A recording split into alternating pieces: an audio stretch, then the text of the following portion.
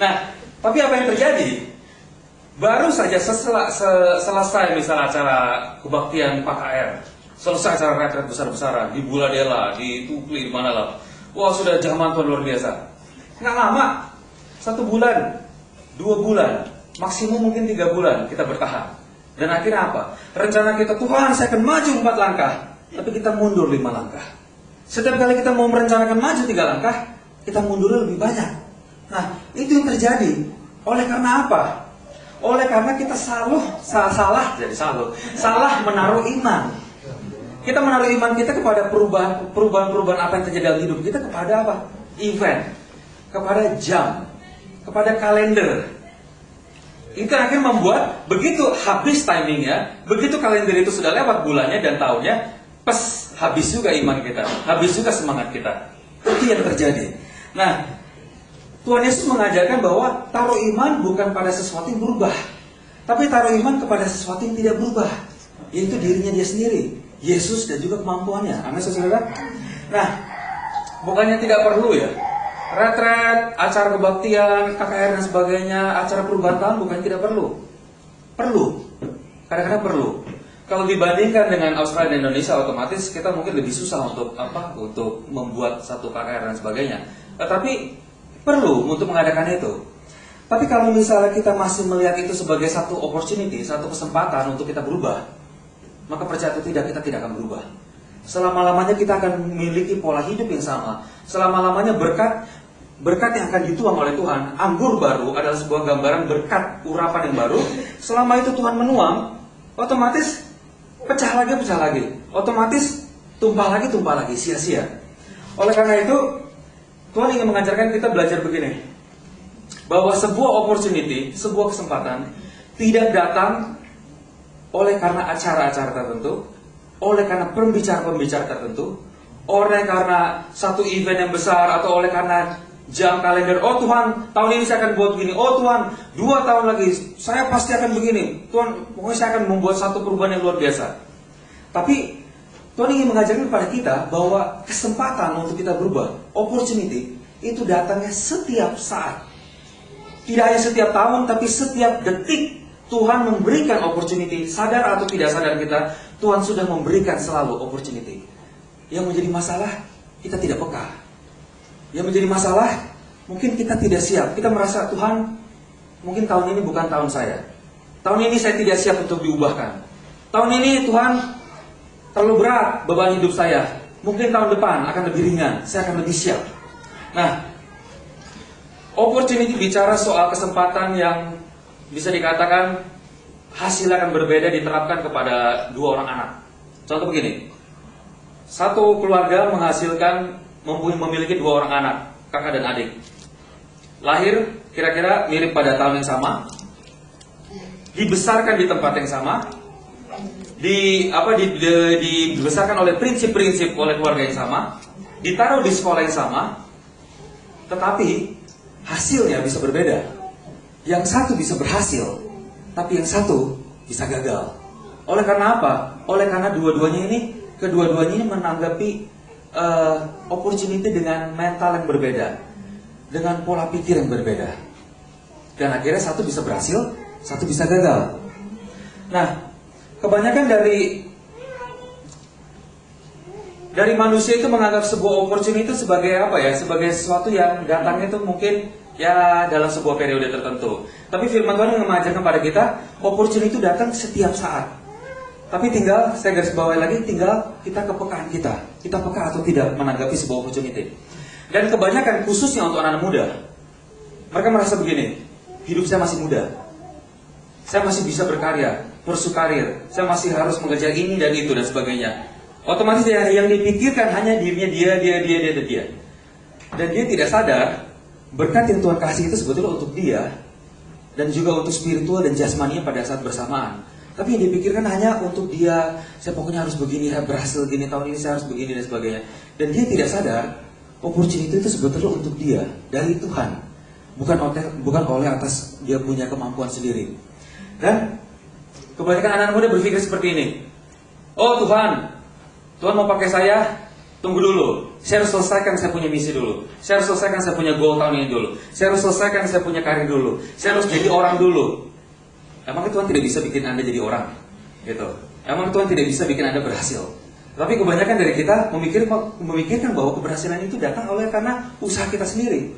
Oleh karena kemampuan kita.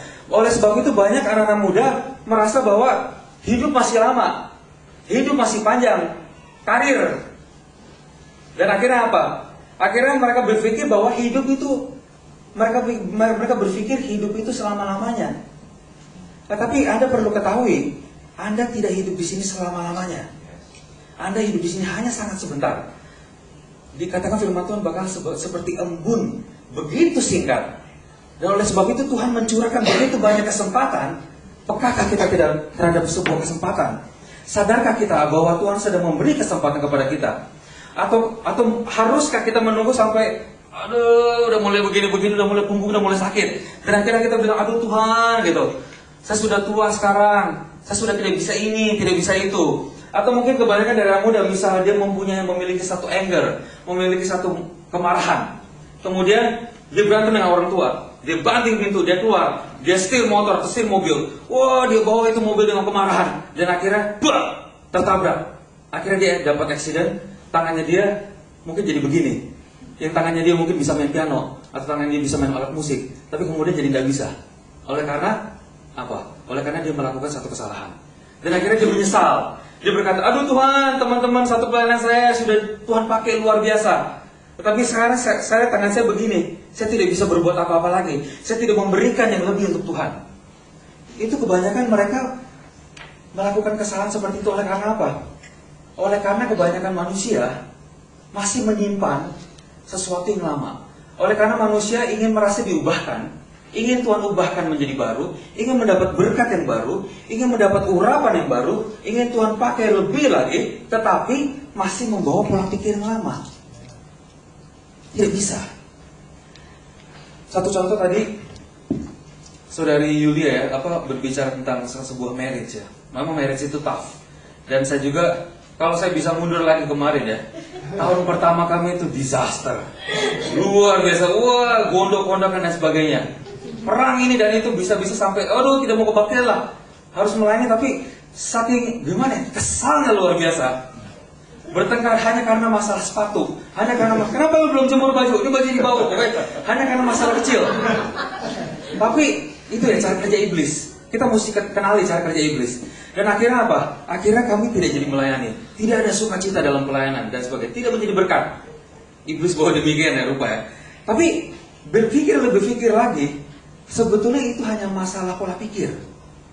Sebetulnya ini hanya masalah siapa yang mau nyerah duluan aja. Jadi gengsi itu sudah. Memang ini kita berdua gengsi luar biasa ya. Gitu. Saling pokoknya mulai memiliki ego itu yang tinggi luar biasa. Tidak terbayangkan lah. Saya dulu bisa marah karena dia, karena tidak bawa kunci rumah, saya bisa langsung. Kalau dipikir lagi sekarang, capek amat ya gue dulu gitu, kayak siksa sekali gitu. Padahal masih ada cara-cara lain untuk istilahnya kita memiliki hikmat dibanding emosi. Ngapain kita lontarin emosi, kita berantem, hajar sini hajar sana, itu pecahin sini pecahin sana. Padahal Tuhan kasih kita hikmat, kebijakan. Dan satu sisi yang saya belajar juga dari firman ini, bahwa Tuhan mengajarkan kita kenali cara kerja iblis. Kenali cara kerja iblis. Iblis bekerja tidak harus mengikat kita seluruh tubuh. Iblis tidak harus bekerja kepada kita untuk langsung memborgol kita dan mengikat sehingga kita tidak bisa bergerak. Cara kerja iblis begitu simpel. Iblis hanya bekerja lewat pikiran kita. Karena lewat pikiran kita, apa yang kita lakukan itu semua muncul. Mulai dari pikiran, datang ke hati, dan muncul ke karakter dan perlakuan. Iblis tahu kelemahan kita di mana, dan juga Tuhan tahu kelebihan kita di mana. Kalau kita punya mindset, kalau kita punya pola pikir yang positif, kita mau diubahkan sama seperti kantung kulit anggur itu. Kalau Tuhan bilang begini, saya akan tuang anggur, berkat urapan baru ke dalam pola pikirmu, ke dalam hidupmu. Tetapi kita masih memiliki pola pikir yang lama. Kemudian kita berpikir, oh saya sudah di renew, wah saya sudah menyembah Tuhan, saya sudah bersaksi dan sebagainya. Nggak lama, pecah lagi. Itu karena apa? Kita masih memiliki pola pikir yang lama. Cara hidup yang lama kita masih bawa. Mungkin kita tidak sadar, tapi kita pikir-pikir lagi, iya ya, gitu loh. It's not gonna work. Begitu juga dalam hubungan saya dengan istri. Setelah kami sudah mulai perlahan-lahan mulai berpikir, ini sebenarnya salah saya sih. Ini sebenarnya pola pikir saya sih sebetulnya, bukan dia. Tapi sebenarnya saya. Jadi kebanyakan kita menyalahkan orang lain daripada melihat diri kita sendiri. Dan akhirnya begitu saya merubah diri saya, akhirnya apa yang terjadi? Walaupun dia misalnya marah dan sebagainya, saya bisa bertahan dalam sebuah proses. Akhirnya kami tidak pecah, kami tidak berkat yang Tuhan beri, akhirnya masih tetap tertampung. Walaupun mengembang-embis, terjadi satu proses, tapi kami akhirnya tidak berantem tidak berantem sampai heboh seperti tahun-tahun yang dulu. Nah, begitu juga firman Tuhan yang mengajak kepada kita bahwa jika Anda mengalami sebuah proses, kemudian Anda tiba-tiba jatuh, kemudian Anda gagal, mungkin saatnya kita refleksi hidup kita. Apa karena ini kita masih membawa pola pikir yang lama? Apa kita masih berpikir kenangan-kenangan yang lama, kemudian cara hidup yang lama, pola pikir yang lama, dendam, anger, kepahitan, suka menyalahin orang lain, cemburu, apalagi memberontak, tidak percaya diri. Kalau itu masih ada dalam pikiran kita, mungkin kita tidak akan bertahan lama. Walaupun kita setiap minggu diberkati, tapi percaya atau tidak, kita tidak akan maju. Kita hanya tetap di titik yang sama, bahkan mundur. Yang menjadi pertanyaan, apa kita memiliki pola pikir untuk diberkati? Anda saudara jawab itu sendiri. Apakah kita memiliki pola pikir untuk siap diberkati? Nah, seperti saya bilang tadi, cara iblis bekerja itu sangat simpel. Iblis hanya mengikat kepala kita dan membawa kita kemanapun kita pergi. Tapi cara kerja Tuhan begini.